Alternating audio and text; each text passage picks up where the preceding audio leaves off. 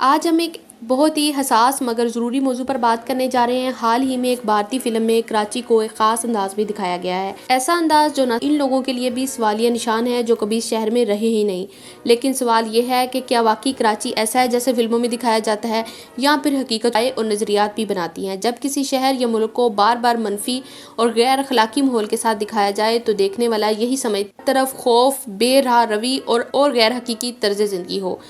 خصوصاً سب سے بڑا شہر ہے، یہاں ہر زبان، ہر ثقافت اور ہر طبقے کے لوگ بستے ہیں۔ یہ سٹی بزنس کا مرکز ہے، تعلیم کا ہب ہے۔ پاکستان ایک اسلامی ملک ہے اور یہاں کی اکثریت مسلمان ہے۔ ہماری زندگی میں حیا، احترام، خاندان کسی بھی کنٹری یا قوم کے خلاف نہیں بلکہ حقیقت کے حق میں ہے۔ ہم نفرت نہیں پھیلاتے، ہم سچ دکھاتے ہیں۔